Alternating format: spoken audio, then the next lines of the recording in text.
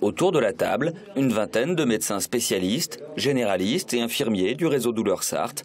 Ces réunions ont lieu une fois par mois. On y évoque les cas les plus complexes. Et puis en fait, ça s'est soldé par un échec.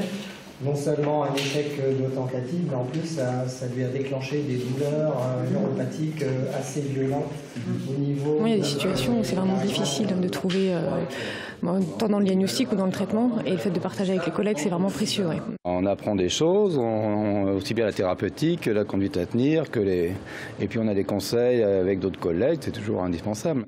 Pour chacun des patients dont le cas est évoqué ici, les médecins envisagent des explications, ils confrontent leurs points de vue et dégagent des thérapies. Tout ce qui est neurochirurgical. Ensuite, ce sont les stimulations. Puis, on passera aux thérapeutiques médicamenteuses, bien sûr. Ensuite, il y a tout ce qui est prise en charge non médicamenteuse, que ce soit la relaxation, l'hypnose, la prise en charge psychologique. Bonjour. Vas-y. Okay. Ce jour-là, Béatrice a rendez-vous chez sa psychiatre. Cela fait 5 ans qu'elle souffre de douleurs aux pieds, des brûlures, des décharges électriques fulgurantes. Il persiste quand même des douleurs, pas aussi intenses qu'avant, mais plutôt à la marche et un peu des brûlures sur le pied. Mais bon, ça...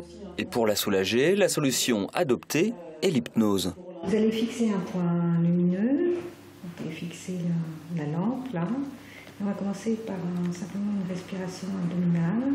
Béatrice se relaxe, puis elle plonge dans un lieu synonyme de bien-être. En état de transe hypnotique, elle y évolue pendant une vingtaine de minutes au son de la voix du médecin. Elle est partie dans un jardin qu'elle connaît et donc elle a senti qu'elle travaillait la terre, elle a senti l'odeur de terre mouillée, l'odeur des feuilles mortes, elle entendait les petits oiseaux. On va beaucoup utiliser dans la douleur chronique ce qu'on appelle la distraction. C'est-à-dire on ne va pas centrer la séance d'hypnose forcément sur la douleur.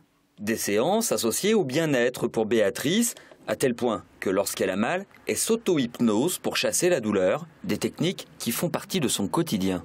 Et même en dehors des périodes douloureuses, ça me redonne cette sensation de bien-être et de sérénité et de douleur qui s'en va, qu'on arrive à chasser de son corps, quoi, et de sa tête aussi.